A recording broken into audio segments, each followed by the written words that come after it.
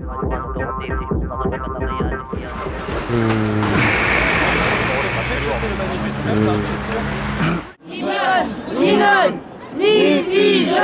bonne, ni nonne, ni pigeonne. On est encore là aujourd'hui dans des sacs de déchets infectieux. Voyez, parce que c'est comme ça qu'on est traité. Nous sommes sur le parvis d'Advance devant la Grande Arche. Ah plutôt. On était à Paris jusqu'à maintenant et là on voulait être dans un lieu un petit peu plus visible. Là, vous voyez, on a quand même une grande étendue devant nous, donc il y a plein de gens qui peuvent nous voir là, un peu plus. Aujourd'hui c'est la journée internationale de l'aide-soignante, donc c'est vrai qu'on défend le binôme aide-soignant-infirmier.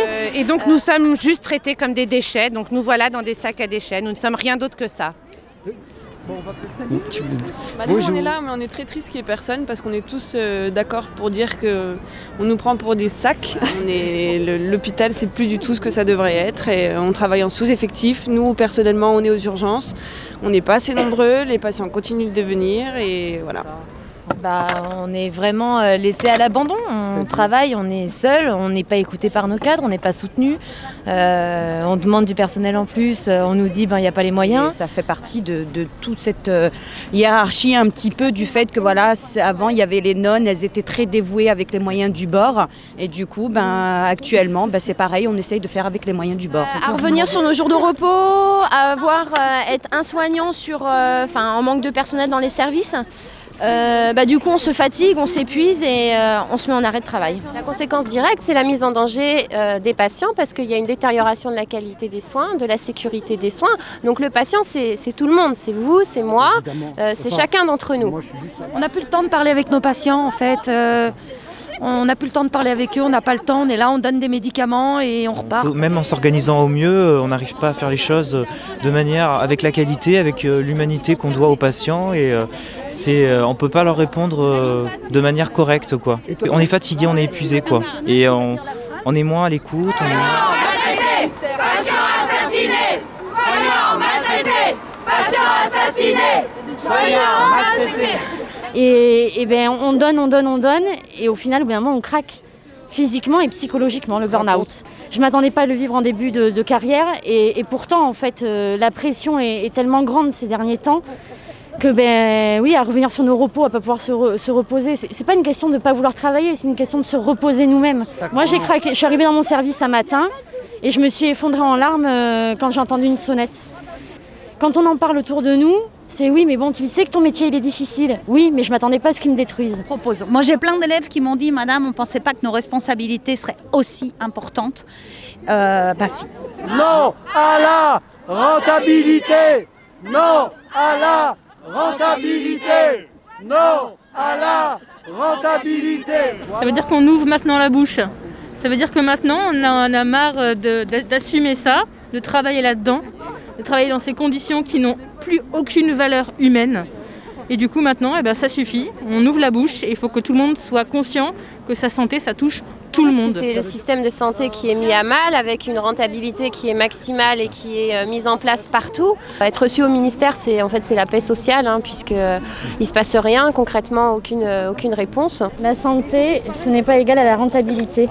On ne peut pas le compter, ça. Souvent, dans les sociétés, ce qui suit une crise économique, c'est la crise sociale. Évidemment, les hôpitaux, c'est les premiers touchés parce qu'on est les premiers à constater justement le mal-être des gens. Parce qu'à l'hôpital, il y a effectivement les blessures physiques, il y a également les blessures morales. Et on s'en rend compte, on voit les débordements dans les hôpitaux, les excès de violence, c'est pas innocent.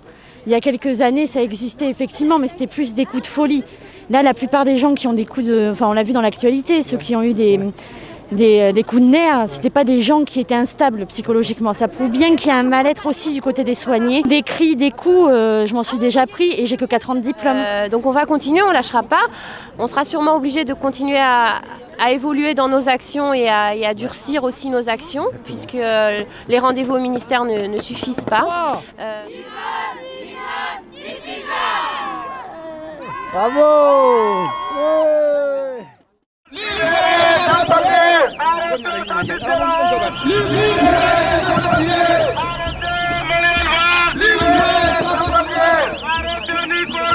Ici, on est là, la coordination nationale des sans-papiers, qui regroupe beaucoup de sans-papiers et qui sont venus ici à Solferino pour se faire entendre par les députés. Je suis là pour la régularisation de tous les sans-papiers. Donc là, c'est un peu un rassemblement pour dire halte au foutage de gueule et pour rappeler un peu tous les engagements du PS, pour rappeler la régularisation des sans-papiers, le droit de vote des étrangers et un peu tout ça. Pour dire que ce gouvernement, c'est une honte, qui se prétend de gauche et c'est la façon dont il traite les sans-papiers, c'est une honte absolue. Sans-papiers en danger. Nous ne sommes pas dangereux. Nous sommes en danger. Et je me suis toujours occupée toute ma vie des gens précaires ou de ceux qui sont laissés pour compte. Et je suis très fière là d'être depuis 2008 avec les personnes sans papier. Parce que je me rends compte que c'est un monde que personne ne connaît, où il y a une richesse incroyable, un courage extraordinaire. Et je pense que s'il y a quelques-uns à soutenir aujourd'hui, c'est les sans-papiers. Je suis là pour soutenir les sans-papiers afin qu'ils puissent obtenir la régularisation, afin de pouvoir vivre normalement en France, vivre, travailler. Ce refus de délivrer des permis de travail et des papiers aux personnes qui ont cherché à fuir la misère est un vrai scandale.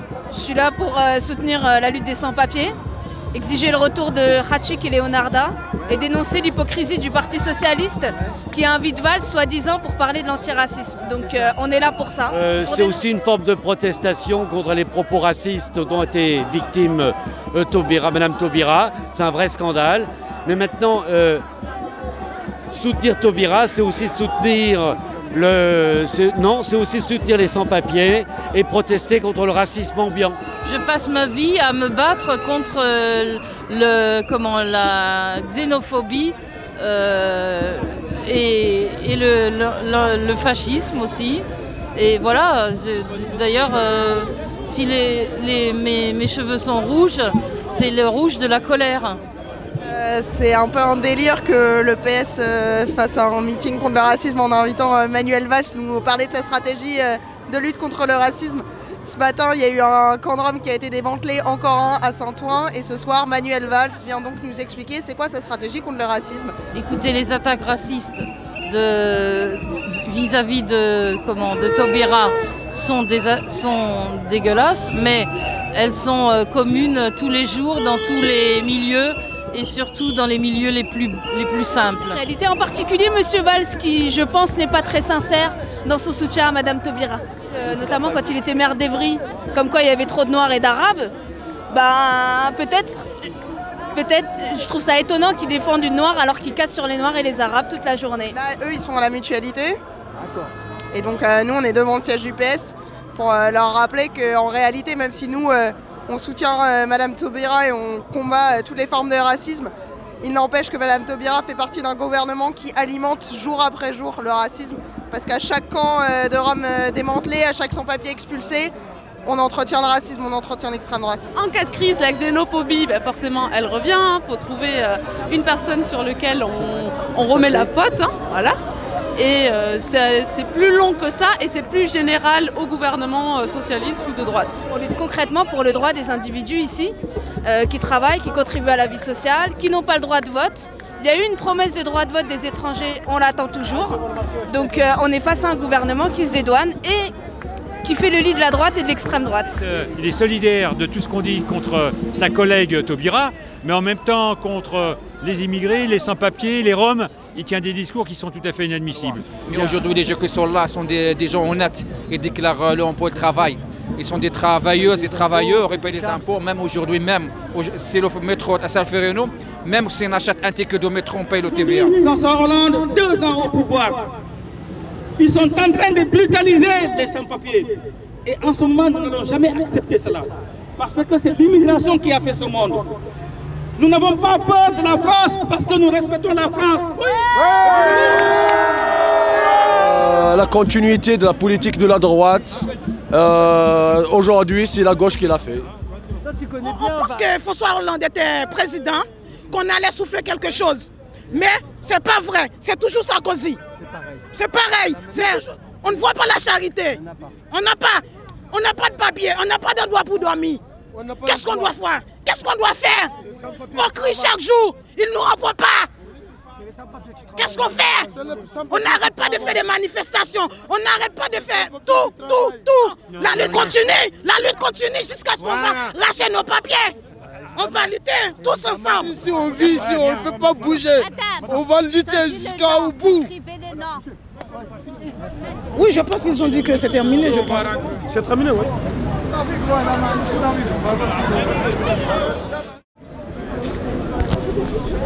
On est là pour lutter contre le sida parce que là, quand même, c'est une maladie qui touche à tout le monde. Aujourd'hui, on est place de la République. On est le 30 novembre et c'est la veille de la journée mondiale de lutte contre le sida. Et donc c'est important que toutes nos associations soient solidaires, de ne pas prendre soin de soi ou de ses partenaires, de ne pas faire attention à soi. Ça peut venir aussi de plein de choses. Et nous, en tout cas, SOS Homophobie, on est là pour dénoncer que la sérophobie, que l'homophobie, tout ça c'est très lié, que le fait de ne pas se protéger, ça peut être aussi lié à une mésestime de soi. Et donc ça nous semble important d'être là pour dénoncer tout ça. Je suis venue pour dénoncer le manque de financement pour la lutte contre le sida dans les pays du Sud où 2 malades sur 3 n'ont toujours pas accès au traitement. Je suis venue pour dénoncer les accords de libre-échange que l'Union européenne négocie avec les pays en développement et qui renforcent les brevets pharmaceutiques. Bien sûr, on est aussi là pour lutter contre l'homophobie et toutes les formes de discrimination qui renforcent les contaminations au VIH. Le problème, c'est pour les gens qui sont concernés par le VIH, comment se soigner et comment s'alimenter avec des ressources qui sont de plus en plus précaires, tout simplement. Le lien, il se fait que quand on est discriminé, on perd aussi une forme de confiance en soi et on perd les réflexes de protection. Mais les gens sont fragilisés par une situation économique et une situation sociale avec des ressources qui sont de plus en plus réduites. On est là pour se mobiliser contre le sida comme chaque année et puis aussi pour dire que si on veut lutter efficacement contre le sida, il faut aussi faire reculer les politiques d'austérité, mettre un terme à la casse de l'hôpital public. On a un cas très concret, c'est l'Hôtel-Dieu au centre de Paris. Un hôpital menacé, il faut le défendre et on est aussi là pour dire ça ce soir.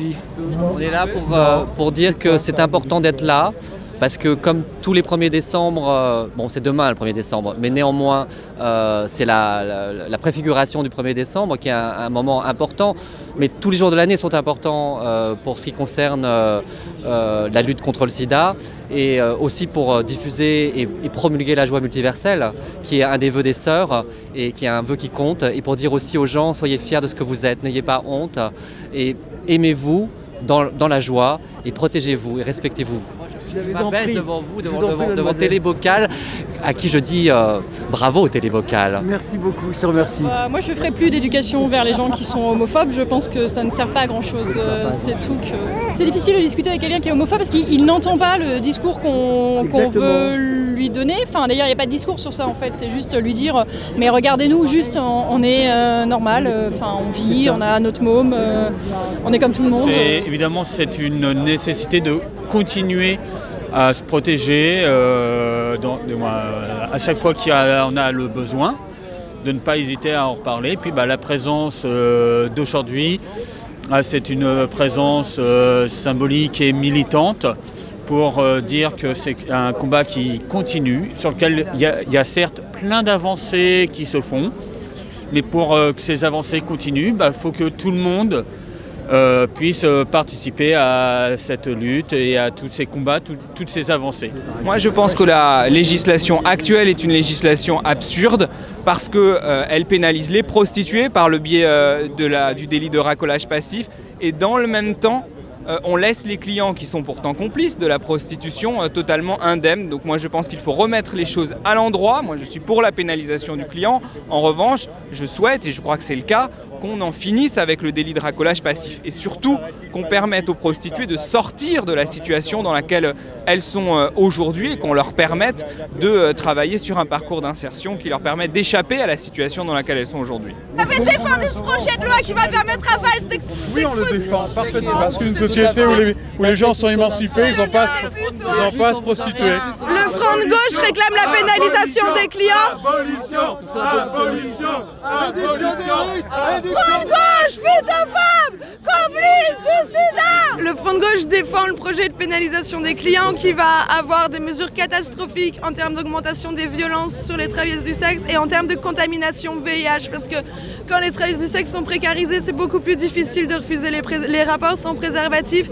Et là, ils viennent vendre leur soupe à cette manifestation le lendemain du vote de la loi de pénalisation des clients. C'est juste de la provoque. Ceux qui se disent de gauche et qui ont tout ce qu'ils ont à donner, c'est plus de flics, c'est jamais d'aide sociale, c'est rien.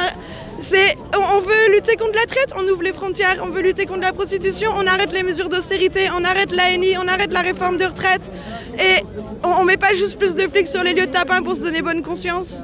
Toutes les femmes sont victimes du patriarcat, on est d'accord là-dessus, mais dans ce contexte, il y a des femmes à qui on reconnaît quand même que même dans un contexte patriarcal, elles sont capables de savoir ce qui est bon pour elles. Maintenant, les putes, elles ont besoin de la tutelle de l'État, elles ont besoin de la tutelle des mecs comme ça qui sont juste des putains de paternalistes et putophobes. Et après c'est eux qui vont voir les putes et puis après ils disent ouais non on est contre. Si t'es pas d'accord avec eux, c'est que tu promeus le viol sur les gamines de 12 ans, voilà, c'est que tu promeus l'esclavage. Ce qu'ils oublient, c'est que la majorité des personnes qui sont pas d'accord avec ça, c'est elles-mêmes des putes. Alors à moins que les putes promeuvent elles-mêmes leur propre viol, c'est peut-être de leur côté du raisonnement qu'il y a un problème. Quand t'as deux mecs qui te gueulent dessus, abolition, ils en savent quoi du tapin? Qu'est-ce qu'ils connaissent? Est-ce qu'un jour dans leur vie, ils ont été dans une situation où ils se sont dit peut-être que je vais aller tailler une pipe pour gagner du fric? Jamais, c'est des putains de mecs privilégiés qui croient nous faire la leçon. Abolition, contamination, abolition, contamination, Shame, abolition, contamination, abolition, contamination. Par rapport à l'abolitionnisme, en fait, plus vous mettez les choses dans l'ombre et puis plus vous laissez la place au proxénète ou à ce type de logique. Plus on met les choses dans la lumière et plus on peut, dans ces cas-là, essayer d'amener des logiques de prévention qu'on peut aussi pouvoir défendre. Disons qu'on donne des droits aux personnes. Et en donnant des droits aux personnes, on fait avancer la cause. Personne n'est pour la prostitution, personne n'est pour les réseaux. Personne n'est dans ce type de logique. Sauf qu'en criminalisant les clients, ce que ça conduit, c'est à mettre les choses dans l'ombre. Et plus vous mettez... C'est ça, c'est tout ça, c'est simple que ça. C'est le moyen qui n'est pas le bon. Je ne suis pas plus client, je ne suis pas pour la prostitution, je suis contre les réseaux, c'est bien une évidence. C'est le moyen qui n'est pas le bon. Aujourd'hui, quand on voit, par exemple, comment voulez-vous aller au contact des personnes? Comment voulez-vous leur expliquer une autre logique? Les travailleurs sociaux vont être désemparés. Ce qu'il faut, c'est donner des droits aux personnes. Non pas une maison close dans laquelle les personnes sont explosées, mais des droits, qu'elles puissent se réunir dans des locaux qui puissent être décents, comme, je sais pas, n'importe quelle profession indépendante, un kinésithérapeute, un toubib, j'en sais rien. Que les gens puissent bénéficier d'une douche. La situation actuelle n'est déjà pas satisfaisante. Se satisfaire du bois, c'est déjà pas une solution. Mais ce que nous proposent les abolitionnistes, c'est de compliquer la chose, en éloignant encore les personnes des lieux où on peut s'approcher d'elles, et dans ces cas-là, en les condamnant à une clandestinité qui de toute façon va leur nuire. Et Act Up Paris défend tout simplement des positions qui sont contre l'abolitionnisme et qui sont surtout pragmatistes et inscrites dans la réduction des risques. C'est de la dictature, les abolitionnistes, le front de gauche, c'est de la dictature. Madame Begassem, la prostitution ne s'arrêtera jamais, jamais. Merci. On voit qu'ils n'ont rien compris. Ils sont tellement en dehors de la réalité qu'ils osent être là dans un moment où on sait que la pénalisation des clients, c'est une entrave pour la santé publique, c'est une entrave pour l'accès aux droits fondamentaux et que leur utopie en voulant s'engager pour la pénalisation des clients renvoie à la misère ce que eux, en tant qu'humanistes, prétendent défendre. En tout cas, on trouvera les moyens de contourner cette loi. En tout cas, ce sera une loi de plus et on connaît bien la morale liée à la sexualité en France. En finale, on aime bien baiser, mais on aime bien que ce soit fait sans que personne le sache. Donc ça va continuer pareil, ça ne va rien changer. Il y aura des moments très difficiles pour les personnes les plus démunies, les plus défavorisées. Et dans ce cas-là, les personnes trans, les personnes sans papier, les personnes les plus vulnérables. Mais heureusement qu'il y a les associations qui défendent les droits humains. En dehors de défendre la santé et la lutte contre le sida, avant tout, c'est une défense des droits humains. Bonjour. Vous savez, la ley abolicionista, la ley reglamentarista y la ley prohibicionista, las tres leyes dan poder a las mafias, a la explotación, al tráfico de personas. Esta ley, como la Francia es un país firmante de la ley abolicionista, le va a dar más poder a las mafias. quiere decir que las trabajadoras sexuales vamos a seguir siendo las esclavas sexuales del siglo XXI. Nosotras somos por legitimar el trabajo sexual para que nosotras podamos pagar los impuestos, podamos tener una jubilación, una cobertura social, nosotras podamos estar legitimada como trabajo. El legítimo trabajo sexual autónomo es un derecho inalienable que no existe en ningún país del mundo. Yo espero que la Francia sea el primer país que reivindique este derecho, que con nosotras, las trabajadoras sexuales, consideramos légitimo. C'est une question de morale. Ils ont décidé que la prostitution c'était pas bien. Je suis escort boy et j'essaie de me protéger au maximum. Et je sais que si par malheur je devais travailler dans les conditions plus précaires, eh ben ce serait la sécurité, la santé qui passera en premier. Lo que je pense que chacune et chacun a le droit de faire de sa vie et le droit de faire des prestations sexuelles rémunérées à sa façon. Lo que yo soy contra, moi personnellement, c'est contre les réseaux de prostitution. Lo que ça passe avec les filles de prostituées. Nous aussi luttons pour les droits, pour les droits à la santé de toutes les personnes. Dis-moi, je peux te poser une question, ça ne te gêne pas de défiler aussi avec les abolitionnistes qui sont là? Si, vraiment, mais on a essayé de les virer, mais ces politiques n'entendent rien, voilà, ils décident pour nous, et là par contre ça leur fait toujours un petit... ça leur dore le blason. Ils sont là pour lutter contre le sida alors qu'ils mènent une politique contre notre épidémie. Vous êtes honteux, monsieur, de parler de la sorte. Vous feriez mieux de partir. On ne montre pas du doigt les gens comme ça. À votre âge, vous devriez le savoir. Sur ce, vous feriez mieux de vous en aller, effectivement. Vous avez bien raison. Oui, mais attendez. Partez. Ils n'ont pas leur place ici. Je ne comprends pas. C'est une provocation juste par leur présence. Et bien évidemment, ça ne me met pas mal à l'aise qu'ils soient là, mais ça me dérange profondément. Et donc, ils partent. Parce qu'on ne peut pas aujourd'hui défendre la pénalisation des clients et nous dire en même temps qu'on vient lutter contre le VIH. C'est totalement incohérent. Donc, il faut qu'ils partent et ils partent. Malade précaire, malade en colère, malade précaire, malade en colère, malade précaire, malade en colère, malade précaire, malade en colère, malade précaire, malade en colère.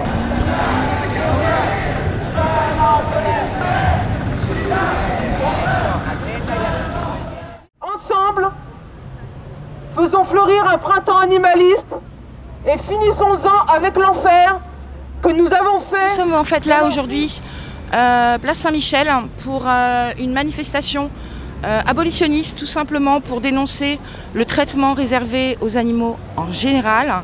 La corrida, pour qu'on massacre plus les animaux, on peut s'amuser sans tuer d'animaux. Le cirque, c'est beaucoup de détresse et de souffrance cachée dont on n'a pas idée. Donc il ne faut pas remplir les gradins des cirques. Il y a tellement de spectacles magnifiques, extraordinaires et merveilleux à aller voir sans animaux. Pour mettre sur les capuches, ils utilisent des chiens maintenant. Donc il faut faire très attention parce que les gens, ils achètent de la fourrure et ils ne savent pas. Mais en fait, c'est de la vraie, c'est de la fourrure de chien, même si elle n'est pas chère. On trouve même des gens où il y a marqué sur leur manteau fourrure synthétique alors que c'est de la vraie fourrure. Et c'est vrai qu'un col de fourrure de chien, ça coûte 10 € aujourd'hui. Donc ça coûte rien. Le résultat du dépeçage à vif d'un animal pour la fourrure. Il faut ce genre d'image-là pour que les gens se rendent compte de ce qu'il y a derrière tous les produits qu'ils consomment, que ce soit la viande ou la fourrure. Voilà, enfin, tout est fait pour occulter cette réalité-là. Arrêtez de porter de la fourrure, ça sert à rien. C'est une souffrance absolument abominable. Si vous saviez vraiment comment ça se passe, je pense que vous arrêteriez d'en porter. À moins que vous n'ayez pas d'intelligence émotionnelle peut-être, mais voilà, et là, voilà. La preuve, c'est que madame conserve toute son élégance. Ah si, ah si, ça c'est de la vraie. Il y a plus de 100 animaux là qui ont été massacrés. Malheureusement, ça lui vient de sa mère qui est morte à 90 ans et sinon on l'aurait pas acheté, mais maintenant qu'on l'a. Moi, je donne assistance aux animaux absolument régulièrement. Je suis une mère à bestioles, on a 2 chats et elle l'aurait jamais acheté.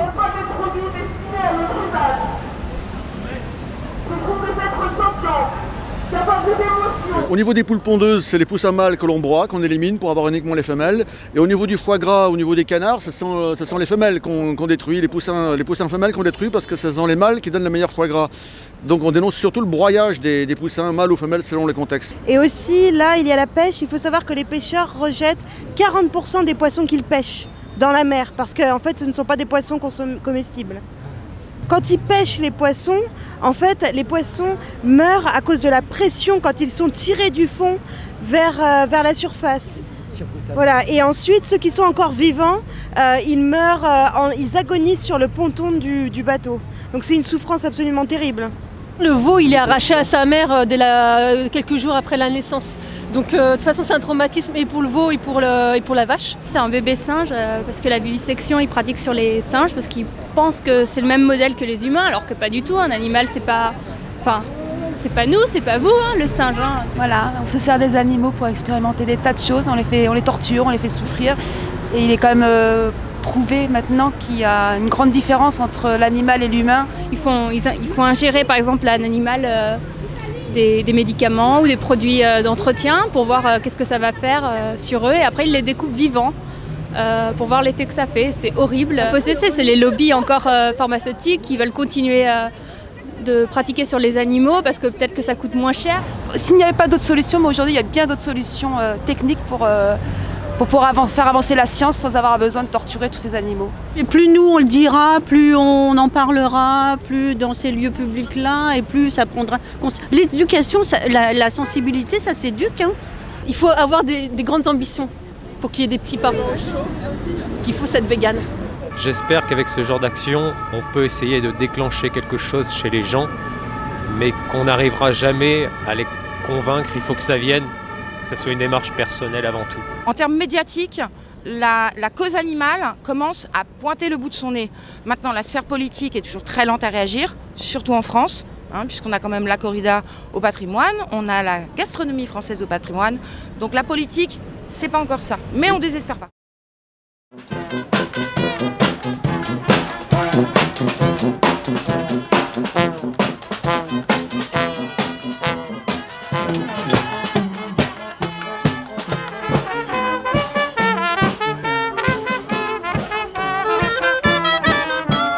Réapproprions-nous l'espace public, libérons Paris des affiches, libérons Paris des écrans numériques qui polluent notre cerveau. Sur un quai du métro Concorde, il y a 10 écrans côte à côte avec le même message qui défile, comme si on avait besoin de ça pour ingurgiter des informations intéressantes. Les capteurs sont certainement à l'intérieur. Mais on n'a pas la preuve qu'ils ne fonctionnent pas. Officiellement, ils ne fonctionnent pas, mais on ne sait jamais. Voilà, il faut se méfier. Il y a quand même un gros avantage. Moi, j'aime bien ces panneaux, ces écrans à ACL, parce que comme j'ai l'habitude de boycotter la publicité, c'est-à-dire quand je passe devant un panneau, je tourne la tête de l'autre côté, une affiche normale en papier, elle ne le sait pas que je ne la regarde pas. Tandis qu'eux, ils le savent. Ils me voient tourner le dos. Alors j'ai quand même une certaine sympathie pour le procédé qui est à l'intérieur de ces écrans et est censé pouvoir reconnaître ton âge approximatif, ton sexe, ta coupe de cheveux, le mouvement de tes yeux, savoir quelle partie de l'affiche t'intéresse, ça c'est très important, savoir si tu regardes plutôt les yeux de la fille, ses cuisses, ses seins ou ses fesses, c'est important, parce qu'en fonction de ça, ils peuvent modifier la campagne publicitaire, les fesses peuvent avoir été plus ou moins réussies, ou alors les seins, les yeux, voilà.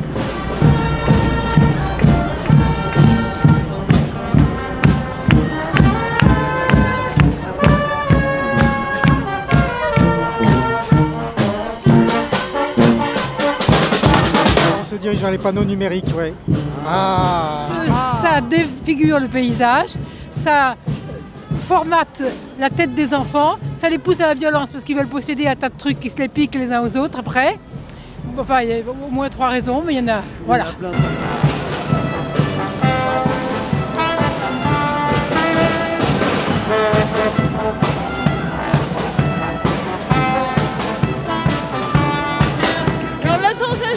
Très agréable, hein, mais en même temps on se dit que il faudrait qu'on soit beaucoup plus pour agir contre la pub pour que ce soit efficace. Ça procure quoi comme sensation de faire ça? À la fois un peu de stress et en même temps du bien, parce que c'est une légitime défense par rapport à une agression quotidienne. Je crois que tous les autres moyens d'action ont été utilisés, que pour l'instant c'est la seule solution qu'on a trouvée. C'est très pacifique, mais ça reste d'aller contre la loi, c'est de la désobéissance civile. Vous prenez des risques là? Minimes. Essayez de vous faire embarquer quand même. Ouais, ça arrive, ça m'est déjà arrivé, mais les suites sont pas très lourdes. Et le dernier procès en date, les personnes ont été relaxées. C'est dur hein, quand même. Mais ils ont gâché la publicité. Pour une fois qu'on avait du divertissement gratuit. Ça va bien ça. Bah oui. On n'a pas la chance de voir des jolies filles comme ça tous les jours.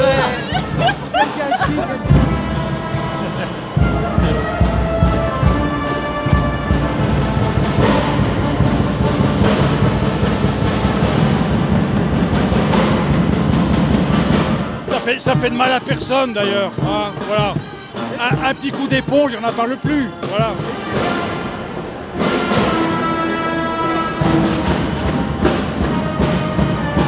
Moi, il y avait du cinéma gratuit en plein air, comme ça, à portée de tout le monde, comme ça, qu'on pouvait les jouer. Mouvant en plus, regarde, ça bouge et elle est toute sabotée. Ils ont foutu du truc dessus.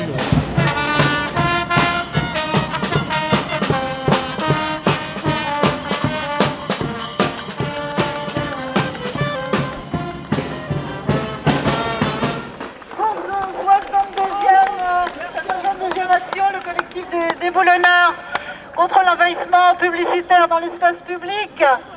Nous allons donner la parole à un élu. Nous sommes bien là pour combattre la pollution publicitaire. Vous savez que la pollution publicitaire, ce n'est pas que l'agression visuelle, c'est aussi l'incitation à la consommation. Et nous sommes dans une période de crise, c'est complètement indécent quand il y a autant de précaires ici. Parce qu'on nous impose un mode de vie qui va à l'encontre de ce qu'on a besoin actuellement. C'est-à-dire qu'effectivement, on nous expose de la richesse de la consommation, alors qu'il y a de plus en plus de gens qui se trouvent au contraire en manque, et c'est ça, dans ce sens-là, qu'il faudrait les aider. On fait croire que le monde, c'est ce que nous montre la publicité, alors que la réalité du monde, c'est autre chose.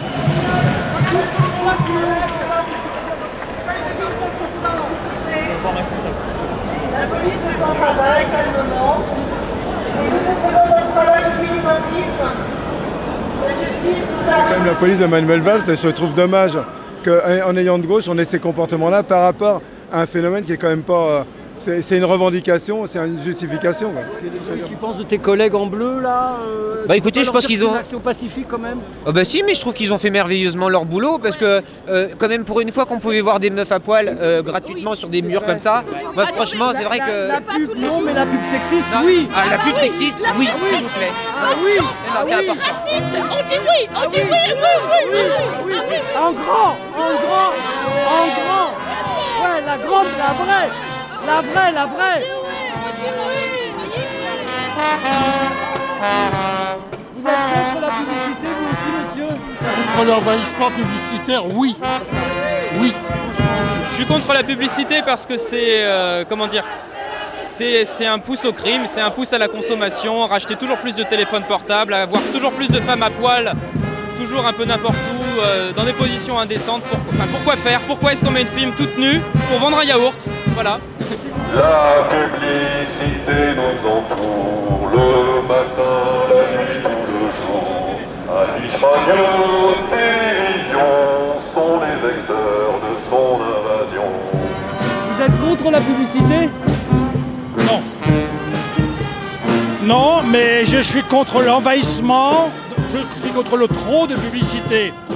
C'est-à-dire que je ne suis pas publiphobe, mais je suis contre l'envahissement, il y en a trop. Beaucoup trop. La publicité, oui, mais ramenée à une dose raisonnable. Nous remercions évidemment nos amis en bleu d'avoir emporté nos 6 amis. Mais la fête continue un petit peu.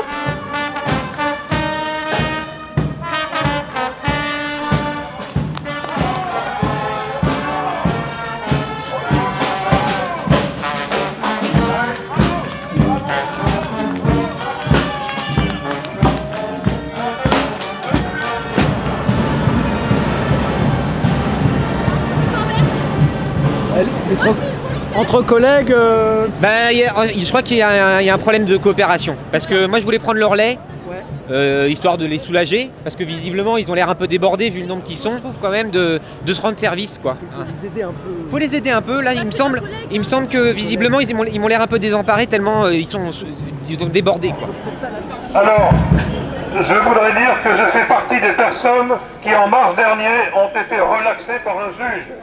Car ce geste que vous avez vu fait par 8 personnes aujourd'hui. Moi je l'ai fait il y a un an avec le groupe.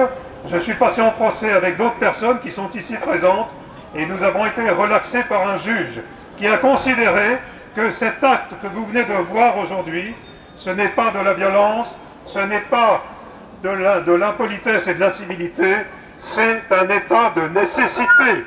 Et un peu de vie est rentré aujourd'hui dans la gare du Nord grâce à ceux qui ont barbouillé des panneaux. Vous êtes le sel de ces actions. Merci. Bravo!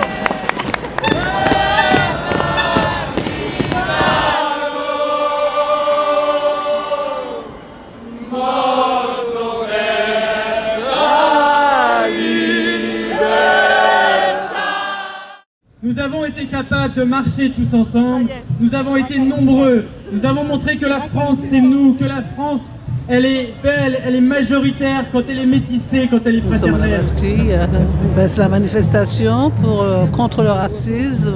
Aujourd'hui je suis là pour Taubira, qui a été une femme, ce qu'on appelle la gazelle, la femme terrible, qui représente beaucoup de choses. Ce qui fait que c'est elle qu'on attaque. Je participe à la manifestation parce que j'étais très scandalisée par ce qui s'est passé récemment et parce que ça fait du bien de marcher ensemble pour se dire qu'on est ensemble. Et puis surtout ça m'a pris aux tripes. Je manifeste pas souvent mais là il y avait les propos, il y a les images, il y a les gestes. Moi petite fille d'immigrés juifs dont mon grand-père maternel a été gazé à Majdanek, je ne peux pas ne pas être là. Nous en avons marre du racisme en France. Nous avons demandé à François Hollande de mettre sur pied un véritable plan contre le racisme, notamment un ministère totalement dédié à celui-ci. On vit dans une période très difficile, je trouve, où les crispations identitaires font du mal à la société. C'est de ça qu'on parle, pas de la couleur seulement, c'est toutes les discriminations. Les handicapés, les homosexuels, les vieux, les moins vieux, les jeunes sans emploi, celui qui n'a pas de logement est discriminé. Chacun lutte à l'aune de sa communauté.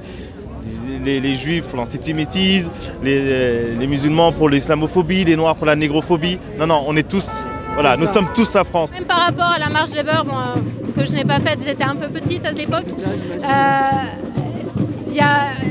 c'est quand même pas tout à fait le même climat parce qu'à cette époque-là, il y avait énormément de crimes racistes. Il y avait beaucoup plus de gens qui passaient leur samedi soir à faire des ratonnades. Donc là-dessus, on a quand même évolué. Le problème, c'est, je pense, la libération d'une parole raciste qui banalise les choses. Et ça, je trouve que c'est vraiment très préoccupant.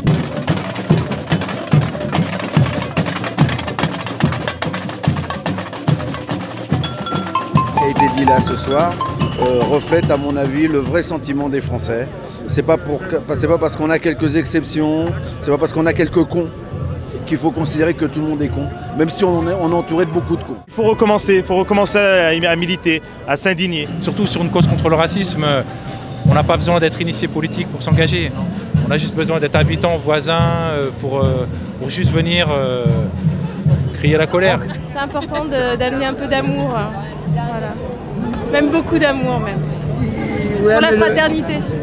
Aujourd'hui, voilà, c'est très pacifique. Après, effectivement, si le montée du racisme continue, notre colère montera aussi en même temps. On est endurant. Lundi prochain, exactement vers 17 h, nous serons reçus à l'Elysée pour remettre une pétition signée par plus de 75 000 personnes pour demander à être entendus afin que ce plan soit exécuté. Nous sommes à la Bastille, c'est la manifestation contre le racisme. C'est important parce que, qu'est-ce que vous voulez?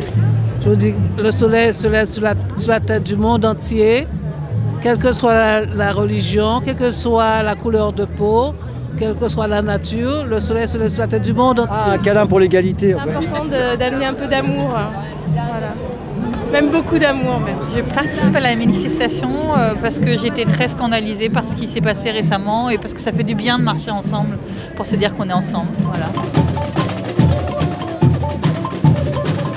Aujourd'hui, je suis là pour Taubira, qui a été une femme, ce qu'on appelle la gazelle, la femme terrible, qui représente beaucoup de choses, ce qui fait que c'est elle qu'on attaque. Je parle pour la France profonde, qui est en difficulté, qu'il va falloir que tous les politiciens sachent qu'on va voter en fonction de leur programme. Je manifeste pas souvent, mais là, il y avait les propos, il y a les images, il y a les gestes, il y a tout ça, voilà. Nous luttons contre le devoir des mémoires, des esclaves. Ce qui s'est passé avec Madame Taubira, c'est une honte. Et nous sommes là vraiment pour lutter contre ce racisme. Et le combat de Mme Taubira, c'est notre combat, nous. Collectif droit des femmes, bah oui, évidemment. Non mais les femmes sont tout aussi concernées par le racisme que tout le monde, hein. Donc notre présence se justifie totalement. Hein. Parmi les gens qui sont susceptibles de subir le racisme, il y a au moins la moitié des femmes. Donc on est là pour ça. Le racisme au quotidien, ça me touche parce que je travaille dans le droit social. Donc aujourd'hui, les handicapés, les homosexuels, les vieux, les moins vieux, les jeunes sans emploi, celui qui n'a pas de logement est discriminé. C'est de ça qu'on parle. Pas de la couleur seulement, c'est toutes les discriminations. Il est écrit cri de quartier comme un cri. En fait, c'est simplement la colère des habitants du 10e arrondissement, regroupés en association d'habitants. La colère sur les langues des racistes qui se délient facilement dans nos rues, dans les rues du 10e arrondissement, entre Gare du Nord et Gare de l'Est, ou dans les rues des villes de France, voilà. Donc vous voyez, il y a les enfants du quartier, il y a les familles du quartier, il y a des femmes pour qui c'était la première manifestation. Aujourd'hui, voilà, c'est très pacifique. Après, effectivement, si le montée du racisme continue, notre colère montera aussi en même temps. On est endurant.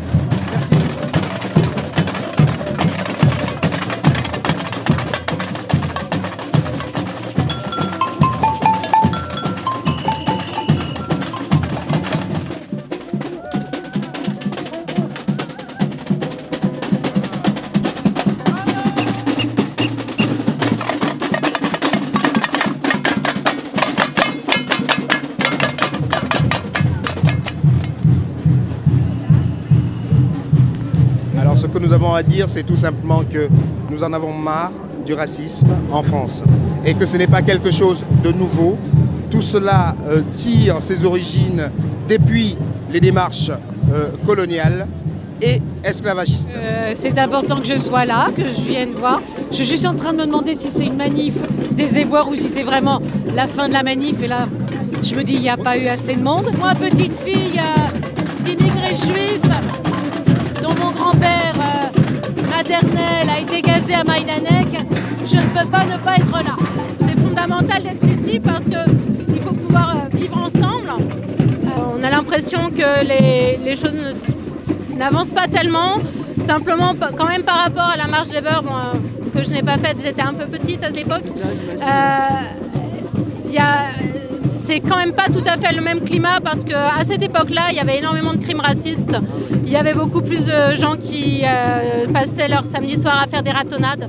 Donc là-dessus, on a quand même évolué. Mais par contre, par rapport aux années 90 où effectivement l'antiracisme avait avancé, le problème c'est, je pense, la libération d'une parole raciste qui banalise les choses. Et ça, je trouve que c'est vraiment très préoccupant. D'abord, je trouve qu'on n'est pas très nombreux. Je trouve aussi qu'il n'y a pas tant de jeunes que ça. On est loin de la marche des beurs quand même. On est loin, mais en même temps, sur le papier et sur le net, on a eu 100 000, quand même. La pétition que j'ai lancée, France Ressaisis-toi, il y a eu 100 000. Après, on est loin. C'est vrai. On est loin. Mais en même temps, 25 000, 30 000 personnes, c'est des gens qui peuvent tenir une digue. Qui peuvent tenir une digue contre la haine. Et ça, c'est important. Voilà.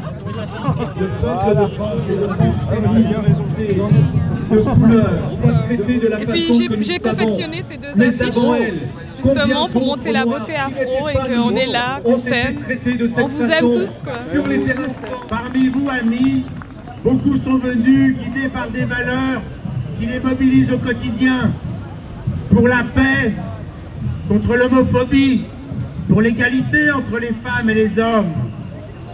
Parce que le racisme est une bête qui a plusieurs visages. Tous sont hideux. Tous portent le virus de la discrimination.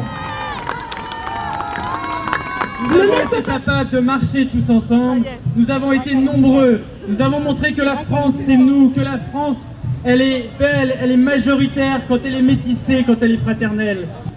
Demain nous devrons continuer à être mobilisés, nous devrons ne rien lâcher face au racisme et nous devrons dénoncer l'ensemble des alliances qui pourront se faire avec le Front National lors des prochaines échéances électorales. Ça a mobilisé quand même pas mal de monde, on voit qu'il y a une multitude de gens, de couleurs.